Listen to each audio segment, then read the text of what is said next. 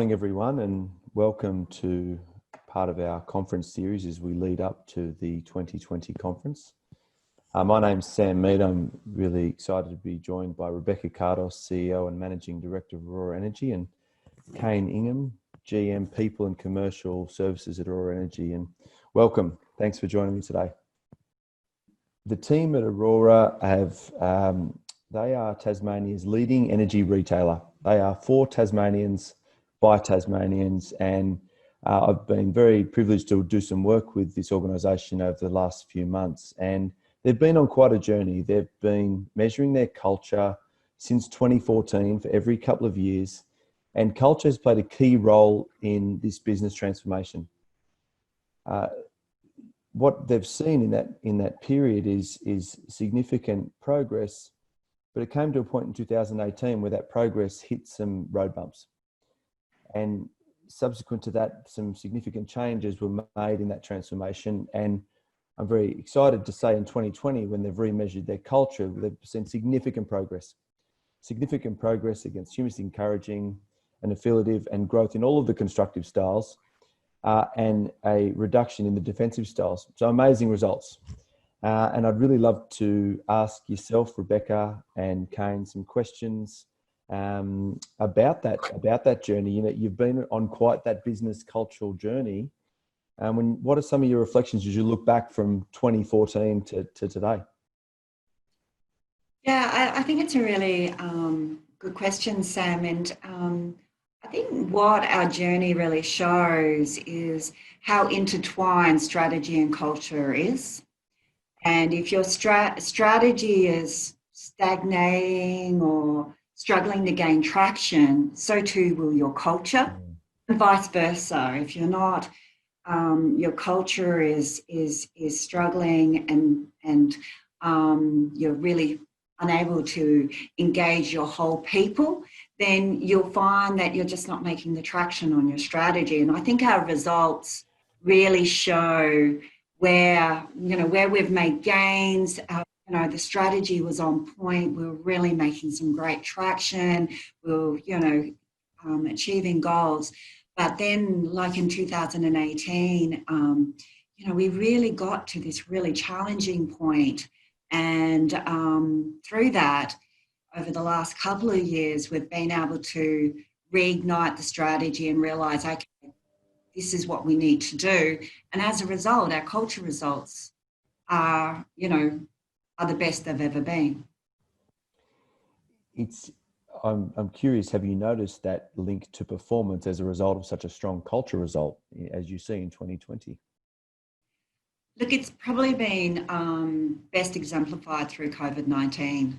It always, a significant event really demonstrates what your real culture is. You unsurface you are as an organisation, and that's not unique to Aurora. I think that's every business has seen that, and COVID-19 unleashed just how phenomenal our care for each other, our care for our community, our care for Tasmanians and our customers really, really shone through. And that shone through at a board level through the ability to quickly make decisions with a lot of uncertainty, through to our individuals, suddenly one day working in the office and the next day sitting in their Ugg boots, working from home, answering calls or, doing whatever they needed to do. So I think for us, that was the best demonstration of, because we didn't miss a beat through it all, even when we were in that shifting phase. Okay, I'm keen to explore that topic with you a bit more on today's call, because I think some of the initiatives around the community and your workforce movement to working remotely, I think there's a lot of people on this call that would love to hear your insights. So I will come back to that, the community grant and whatnot. I wouldn't mind asking you, Kane, if you go back to 2018, you identified some speed bumps in that journey, some hiccups, and how did you feel as a leader for both of you when you could see this plan being implemented was not necessarily having the outcome you hoped it would have?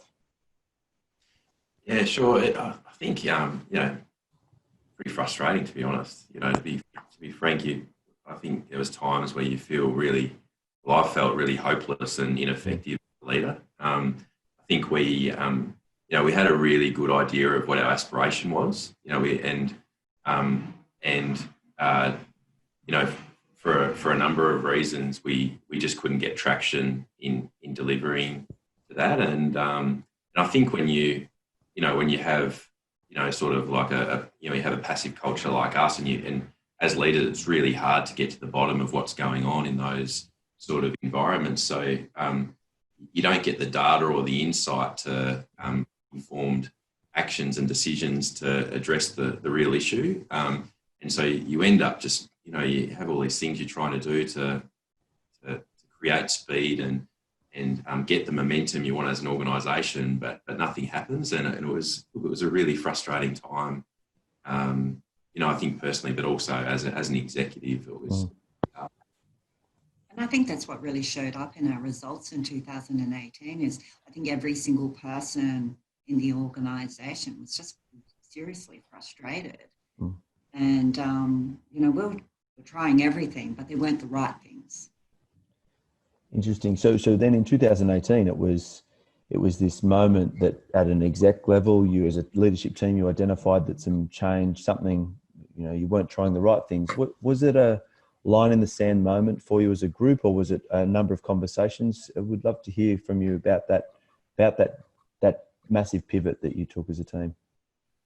It certainly wasn't as a leadership team. It might have been for Beck, in making the decision to really implement a new operating model and but as an executive, it certainly wasn't a line in the sand moment.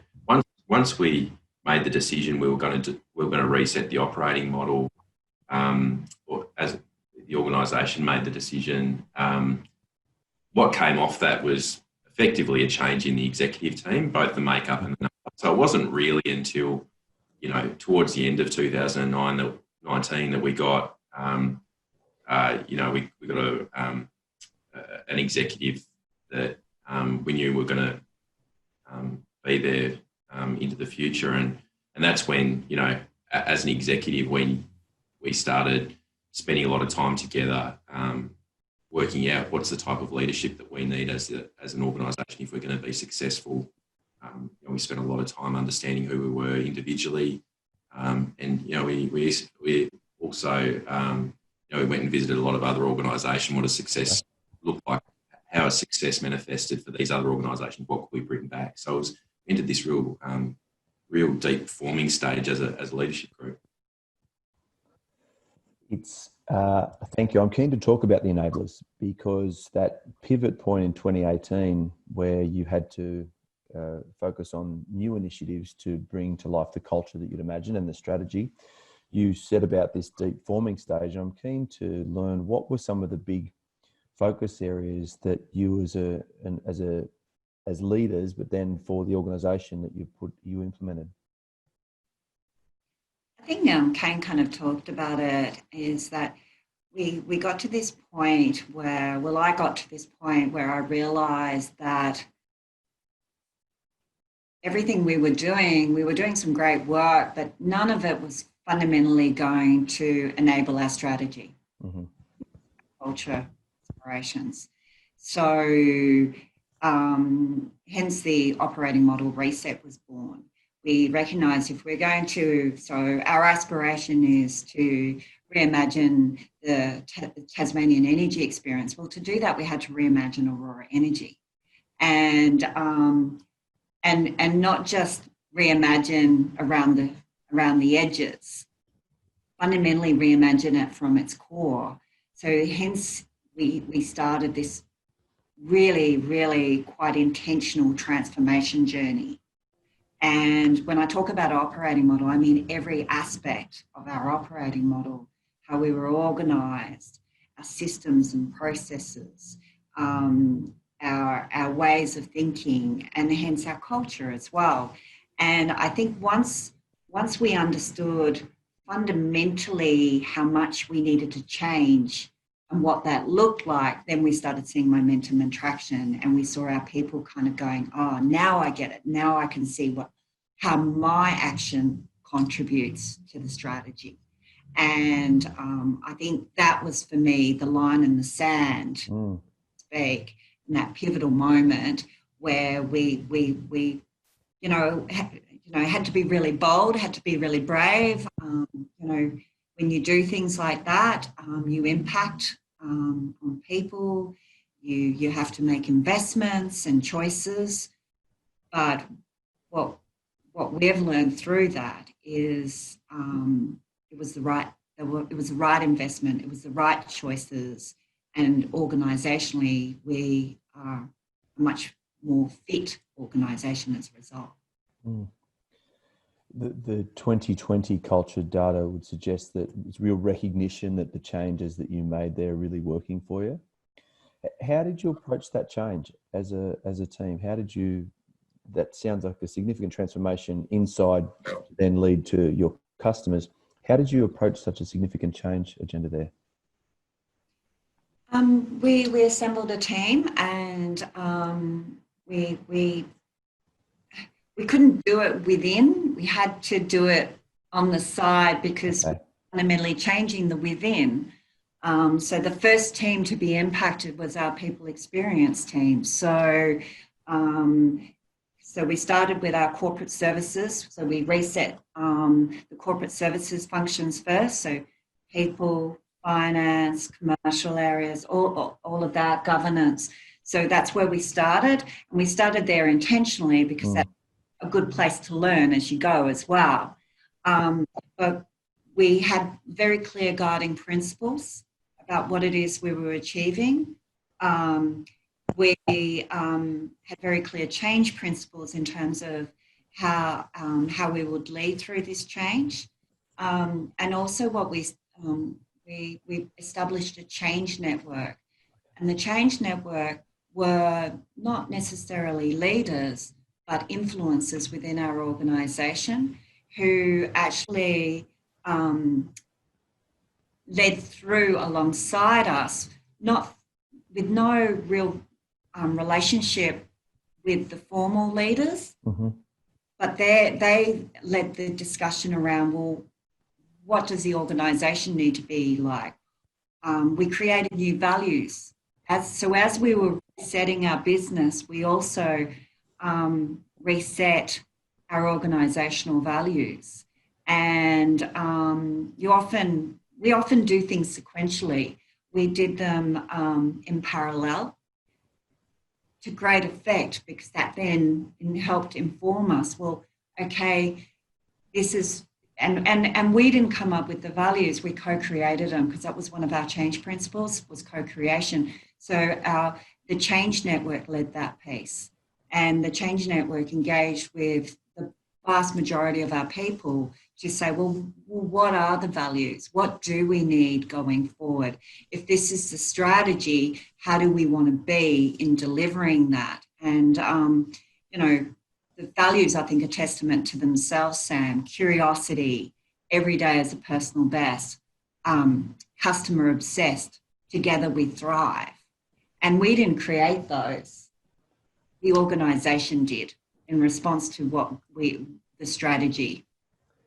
That's fantastic. Have those values helped be touchstones as you start to reinvent the processes, the internal ways of working? Have they helped on this journey as you start to transform the business from the inside? Yeah, absolutely. We spent a lot of time this year embedding them. We launched them at the start of 2020, and I feel like the language, is just part of how we do business now. So, there's not too many meetings you have where a value isn't brought into it, or someone isn't recognised for living the value, or isn't introduced as part of what we want to get out of what we're doing. So I feel like we've certainly got a long way to go with that, because they're only really new. But I think the signs are really good in how they're being used to for every day at Aurora. So I think the signs are really good. And one of the benefits of the approach we took, Sam, is because we didn't have to gain buy-in into the values, because the values are created by Aurora. So we already have buy-in for the values. Now it's exploring, well, what do we mean by that? How do they work in concert together? Strategy, yeah. Yeah, when we talk about curiosity, like today, I host a Talking Values session online every Wednesday, and we were talking about when do you have too much curiosity?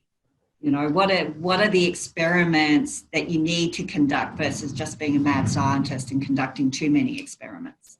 And so that's the sorts of conversations we're really, because we've got buy-in from the process, we can really explore and flesh out and discover what those values look like. And then in a way, we're kind of getting this really great overlap between strategy, what we want to achieve and how we want to be.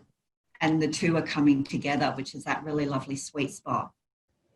Awesome. So the team are empowered to bring their ideas, whether it be about the values or the organisation of how we move forward. You mentioned it before, COVID-19, that the team with that empowerment, what are you most proud of with the way the teams have responded, the organisation has responded with the pandemic that all organisations are facing as we speak?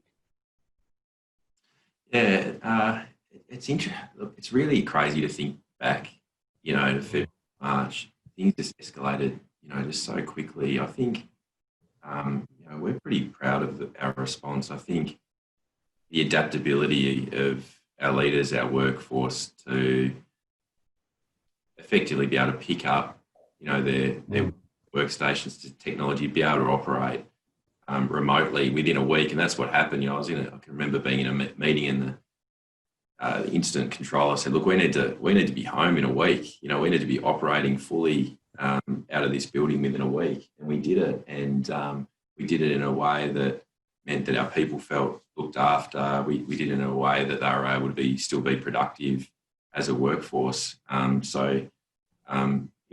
think the adaptability, resilience is probably a couple of words I'd use.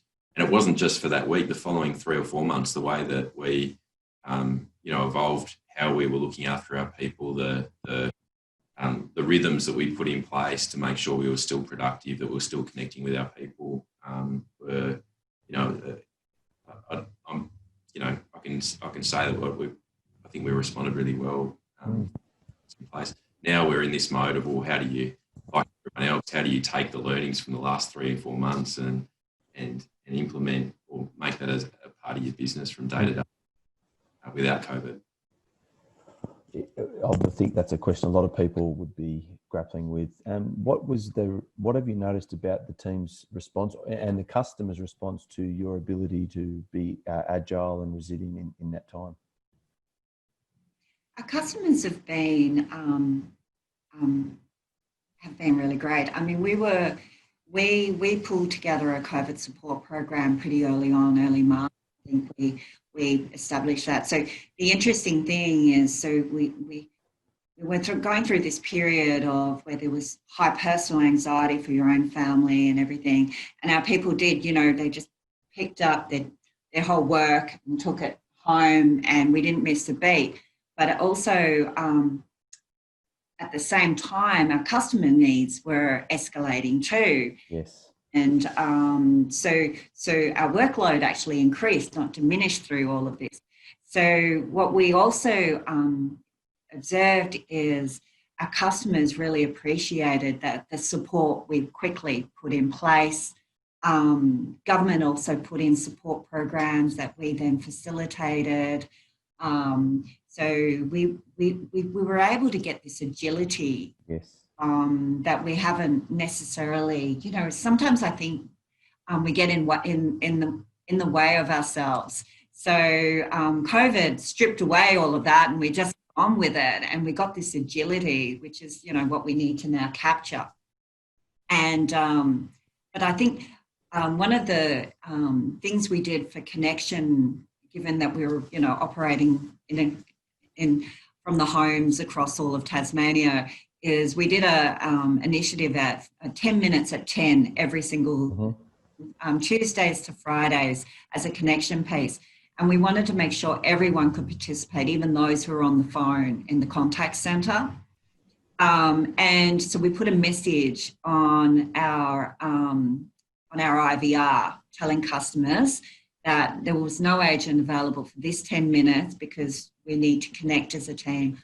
We got so much positive response from customers on what a great idea, and it's really good that you were doing that. So I think that's just a really simple example, but I think quite a pertinent example in how our customers really supported that. And I think they also really appreciated the empathy that our people could provide them, especially small business.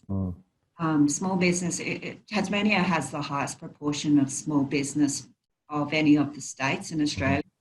So small business has really, really been impacted quite a lot, and tourism is obviously a key industry in Tasmania. So just being able to assist them through our small business waiver, the additional support through our COVID support program, it hasn't helped them completely, but at least we're doing our bit. And for our people, they can see how they're making a positive difference in their community. And that's powerful stuff. Thank you. I'd be keen to hear your own personal reflections on your leadership journey. What have you learned about yourself in the last, even through COVID, and looking back at some of the culture transformation and business transformation? What are some of the things that you reflect on or take with you as learnings that you'll take with you into future? Well, lots. There's lots. I think if I talk about the last couple of years, here and the transformation we've made, I think there's two in particular. I think the importance of a united leadership team, a united executive team. And when I say united on strategy, united on how to deliver the strategy, united on the accountabilities that sit around that table in delivery of strategy. I think without, I think it makes it really hard for the rest of the organisation to get on with what you're trying to do. It impacts speed of delivery. You get silos being created, and teams won't necessarily work well across businesses if there isn't that united view at the leadership table. So, I think I've seen that firsthand here. So I think, for me, that the importance of that's one of my learnings. The other one is around, and this, I think, it sounds really cliche, but I think, the journey, I think, is just as important for your organisation as the outcome. And, what I mean by that is, I think as leaders, sometimes we interject too often, sharing how we would do things or bring forward our ideas. And I think sometimes, or the impact that's twofold, the organisation doesn't get the learning. They don't get the learning of going through something and not working. And so, and you don't get the learning either because, you're serving your own bias with your views. So you don't get the learning either. So that's one of the impacts. But also culturally, your people will just continually revert to you for decision making, and that slows things down. It means that people won't make decisions and they won't take risks. So, so I always think when being presented something and I don't necessarily agree or I've got an issue with it, what's the worst thing that can happen? Powerful. Thank you for sharing. How about you, Rebecca? What have been your leadership reflections? Yeah, look, I think probably the biggest one for me is the importance as a leader to be really brave and to be bold. And you can always come up with a whole series of very justifiable excuses for not doing what is needed. And for me, what I learned through all of this is you've got to do what is needed versus what you're willing to do. And as a leader, you've got to just be really clear that, I knew this business needed an operating model. reset. I even said as much when I appeared at the HS conference, but I had to go through a little bit more pain before I was brave enough to actually lead that. Thank you. It's a great conference presentation for anyone that wants to. It's available on our website, and Rebecca talks about the experience and the courage of getting a result that's not necessarily what you'd hoped for, but gave you the opportunity to think about what you could do different. So thank you.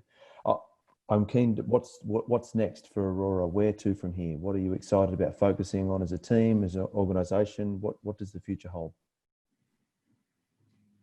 I think, look, COVID has, I think for every, putting aside the tragic aspects of COVID, what it also has provided us as a business, it's kind of put us, highlighted what are the myths and misconceptions we all have about our organisations. So there's a massive learning opportunity for all businesses off the back of this. So it's really exploring those learnings and baking them into our business, like Kane said earlier. But also COVID's had a big impact on our business in other aspects, financially, for example. So we need to do that. But I think we need to accelerate some aspects of our strategy. So how do we do that? How do we accelerate the strategy, but also keep the pace of the culture in line with that? And it's not a and or, it's not a either or, it's an and. And so I think, really stepping into that. We've just reformed off the back of the learnings of the last 5 months. We've just reformed our strategy. We've launched 2 weeks ago the next iteration of our transformation journey. This time it's called Activate. The previous version was called Turbo. Every program must have a name. Right. So we're just working on that now, and we're reconnecting with our teams. That's the focus at the moment, just reconnecting as a business and talking about, well, what is the future and how do we partner together to achieve that future. Thank you. I love it. I think we've got about a minute left. Is there anything that you'd like to share with the people on today's webinar in terms of just anyone thinking about transformation or even embracing the learnings from COVID? Any advice you'd like to pass on in the minute we have left? I think that's probably the thing that I've been speculating on, and this is just a random Rebecca thought, so I do put it in place before I say it, Sam. But one of the things I've been just percolating on, and I'm really curious about at the moment, is what COVID's really demonstrated to me is a lot of the management constructs and theories and frameworks and things we learned in our MBAs, etc., are really predicated on the industrial age, not the technological age. So even the construct of a premise is more of from a factory versus a technological age. Yeah. I think, the key thing for me is, well, okay, we put aside some of those management frameworks and theories and beliefs and that we've all been, that our careers are based on and what's made us successful in the past. So I think we need to put some of them aside and really use the opportunity now to explore, well, if we were starting again tomorrow, what would be the constructs that we would use? How can we not diminish the power with the inherent value within our people? How can we really, really uplift it and maximize it and unleash it? Mm. And because what I've seen in my own small organisation is, our people are more than capable of delivering outstanding results without management. Thank you. I love it. It's a great thought to leave us with today. So thank you very much for giving us some time. We look forward to sharing in your progress in the future, and hopefully we'll see that continue to open up new opportunities for the team, for your customers, and for Aurora.